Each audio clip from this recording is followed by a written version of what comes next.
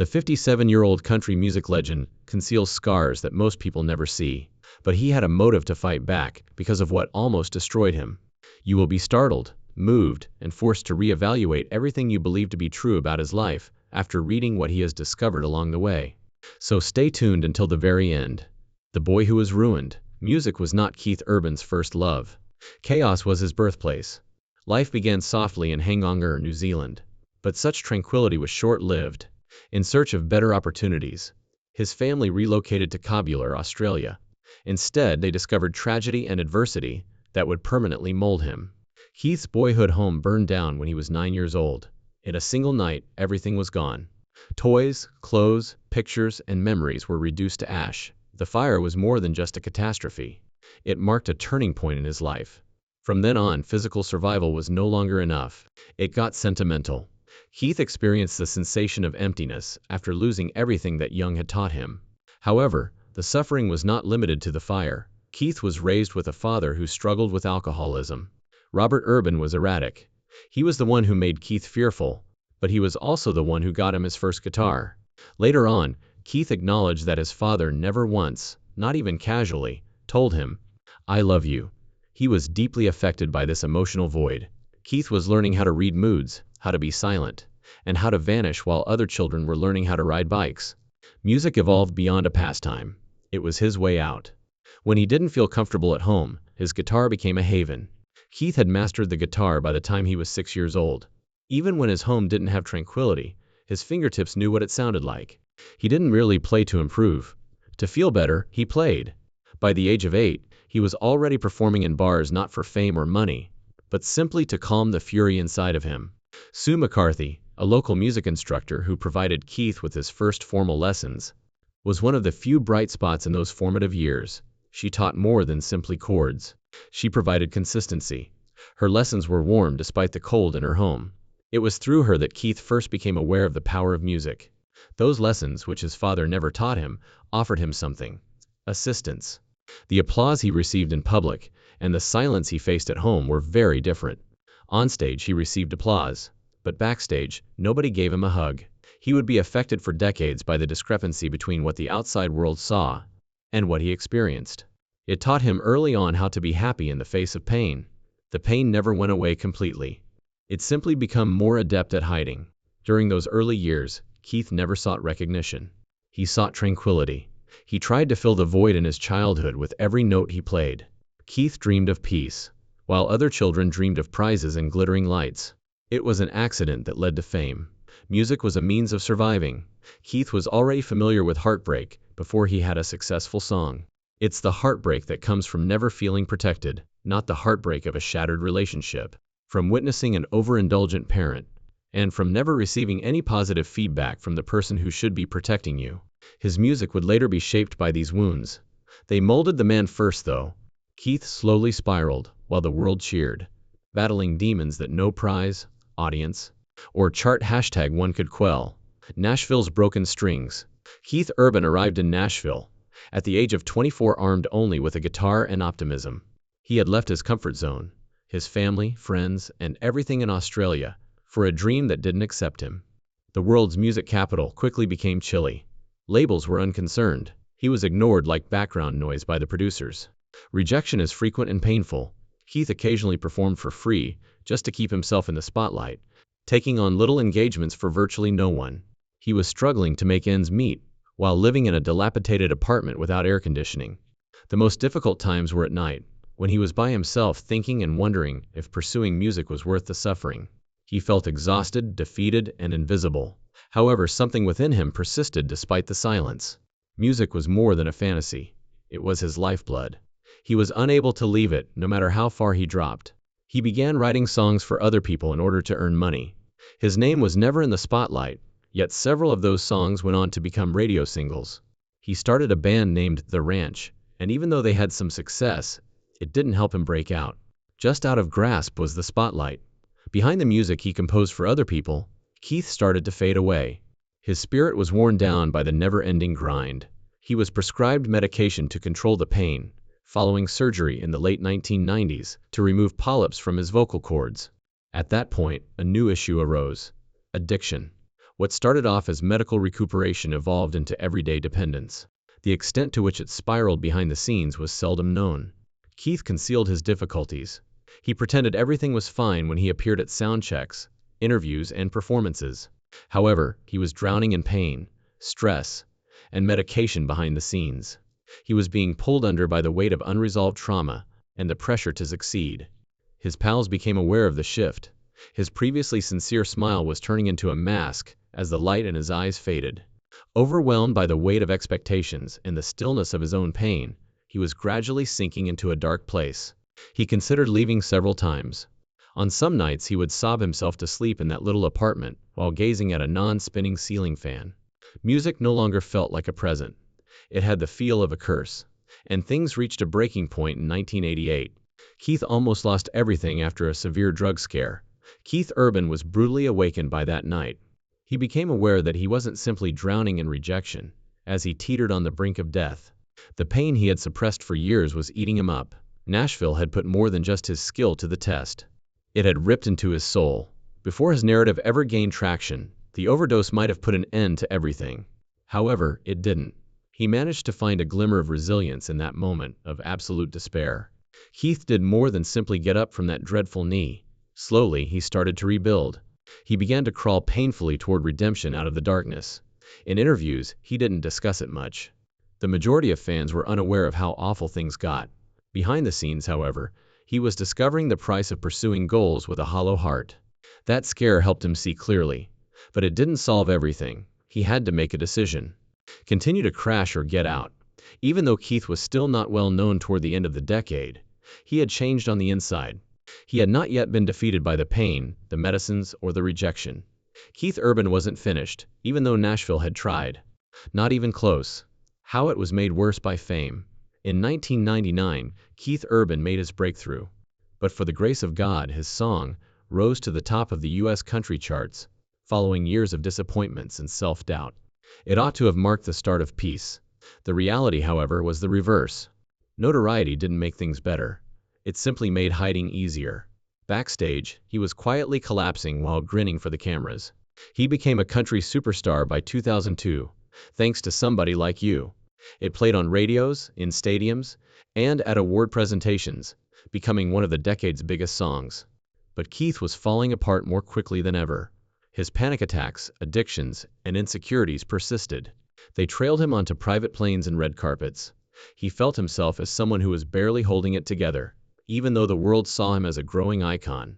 The man behind the global tours, the Grammys, and the Cavs was terrified. Even after winning accolades on live television, Keith acknowledged that he felt like a faker. Few were aware that he concealed his panic attacks just before shows. Backstage, there were times when he was gasping for air and shook as he attempted to grin for the audience. Any remaining delight was gradually eroded by the demands of perfection. His sudden departure from his bus and disappearance during a tour was one of the saddest occasions. He disappeared for over 24 hours, no explanations, no calls. In a nearby city, he strolled and drank by himself till he passed out. That was the tipping point. Buried by layers of celebrity, he remained silent. Few people were even aware that anything had occurred. In 2005, during all of this turmoil, Nicole Kidman came into his life. At first, their connection appeared to be a miracle. A rural icon and a Hollywood star fall in love. However, Keith's demons continued to haunt him. His addictions had been fostered by fame, and Nicole's presence was powerless to reverse the downhill trajectory. Their relationship was turned into debris in the collision, and he was still dealing with the fallout from years of trauma. Keith went back to rehab in June 2006, just 4 months after being married. Fans were taken aback by the timing, but Keith saw it as a matter of survival. Another wall had struck him. Too many secrets, too many medications, and too much drink. But someone stayed this time. Nicole did not leave. While the guy she married crumbled, she remained strong. An important turning point was the October 2006 rehab stay.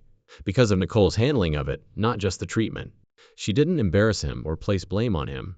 Rather, she was by his side when it was at its worst. Keith never had a foundation like that before. Thanks to that type of backing, he wasn't fighting alone for once. The road was uneven even after treatment. Rebuilding trust was necessary since fame still offered temptations. However, Nicole turned into a silent force in his life. She was the only one who remained despite the tragedy and the talent. Keith was able to face aspects of himself that he had previously shunned because of that stability. Keith Urban is proof that success doesn't solve all problems, despite what many people believe. When his fame peaked, he was barely making it. His accolades, wealth, and media attention didn't make up for the void. His chart positions were irrelevant to the panic attacks. Applause didn't make the addiction go away. He had access to everything he had ever wanted because of his fame. However, it also increased his means of running and escape, as well as the need to act as though nothing was wrong. He was almost crushed by the weight. He discovered that being referred to as a star by others does not make pain go away. And those first few years of prosperity were also some of Keith's darkest. Someone who eventually succeeds and discovers that it still hurts has a haunting quality. That was Keith Urban's reality. Even after accomplishing all his goals, he felt hollow. The outside world witnessed the beginning of a tale. On the inside, though, he was still the Australian kid who had been broken. In a maelstrom of applause, trying to find calm. In the place that most people fear, he found redemption after losing almost everything. Complete darkness.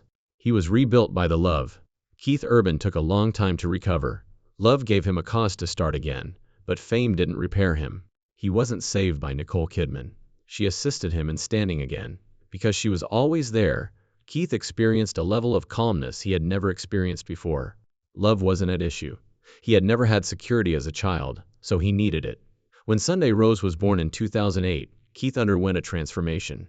Holding his daughter forced him to confront how shattered his history was. He never had the kind of parent who was there for him no matter what, kind and honest. Keith took this new life to the next level. When Faith Margaret, born via surrogacy, was born 2 years later, he became aware of his progress and his future goals after becoming a father. Although it wasn't easy, I had the option to stay sober. Keith maintained his sobriety by developing routines that kept him grounded. Rather than praising him, he marked each new year with gratitude. He turned to counseling, journaling, and lengthy conversations with himself when he wasn't on camera. He didn't simply give up alcohol. He began choosing peace every day. Every morning, Keith spends time alone in his yard writing in his journal. He does it to distress before the world becomes too noisy. He considers what may have happened if he hadn't committed to help, and the life he fled. The photo of him sitting with a pen in the early morning light does not show him running. He is focused on himself, the quiet, and the life he has gradually created. Keith's music improved as he recovered. Deeper words and more reflective melodies replaced the boisterous party tunes. Hits weren't the goal of albums like High in 2024 Graffiti U and Rip Cord. They investigated the truth. To better grasp who he was becoming, he stopped composing for radio and began writing instead. Every note, honest, uncertain, and raw, shows growth. His performances also evolved. There's more presence and less flash. His supporters relate to him because they share his struggles, rather than because he is flawless. He frequently speaks candidly about addiction and mental health in interviews, particularly with young men who feel compelled to conceal their suffering. There's something genuine in his voice. Even though Keith is still in the spotlight, his greatest moments now take place in the background. Family gatherings in which everyone is at ease and barefoot. Nicole and I take early morning walks before the world awakens. His children are running across the grass as he plays guitar on the porch. These aren't spectacular tales, but they are evidence of Keith's survival. Once disappearing on tour to drink alone, the man now spends peaceful Sunday mornings with his daughters, making Lego sets. Under the glaring stage lights, the same man who once felt like a fake now accepts his reality, without feeling guilty. He no longer has to seek acceptance or numb the pain. He just shows up with everything. Keith doesn't ramble on about getting better. He lives it moment by moment, day by day. Every sober day is a quiet victory that is profoundly significant but not publicly announced. Keith Urban isn't any louder or more flamboyant than he used to be. He is more composed, grounded, human, and most importantly, entire than he has ever been, demonstrating the quiet yet potent nature of healing. Keith doesn't try to hide his background, but he also doesn't allow it to define who he is. Though they aren't the conclusion, the story's melancholy, gloom, and impending catastrophe are all present. The aftermath of the fire was clearer, softer, and all his own doing. His journey is so potent because of this. Keith Urban is sober, focused, and closer to his fans than ever before. He lives with quiet strength now. At the age of 57, Keith Urban, whose music heals millions, has given up on becoming famous. He chooses calm over worry and moves with intention. After decades of tumult, His primary objective today is to be slow, calm, and clear. He would prefer be alone than in a crowd. He doesn't have many opportunities to be in the spotlight, whether it's in Sydney, Nashville, or New York. But when he does it deliberately. Though not constantly, Keith continues to perform music. He is no longer traveling endlessly as a young man. He enjoys having coffee with Nicole in the morning and spending the nights at home with his girls. Making a connection with one person in the crowd is more significant than the clamor of the crowd. He sings to connect with people, not to brag. He gives knowledgeable, not arrogant, guidance to aspiring artists. He donates discreetly to charities that are near and dear to his heart, such as children's hospitals and rehabilitation facilities. Keith's childhood trauma in 2025 inspired a fan-led initiative that collected more than 200 plush animals for hospitalized children. Every present was accompanied by a handwritten note from Keith. It wasn't a publicity stunt. It was a therapeutic action. He's taken up drawing once more and is using it as a calming activity. He used to drink and drown his emotions in each painting. He now practices meditation daily. There is only air, music, and space to think, no beverages or medications. His life is now characterized by kindness and organization. Keith frequently tells his friends and admirers that peace is louder than applause. He spends his life in accordance with his words. Every concert concludes with gratitude rather than pride. To honor the route that nearly took his life, not to receive applause. Quiet no longer frightens him. It improves his mood. Keith frequently returns to the stage alone to reflect. One guitar, no effects, no support band. One lights up. When he plays a simplified version of Blue, Ain't Your Color, the audience stops dancing. This is not merely a matter of ability. It is going in the direction of health. Thank you for viewing. Please remember to like, share, and subscribe if you like this video. For even more incredible information, click on the next video that appears on your screen.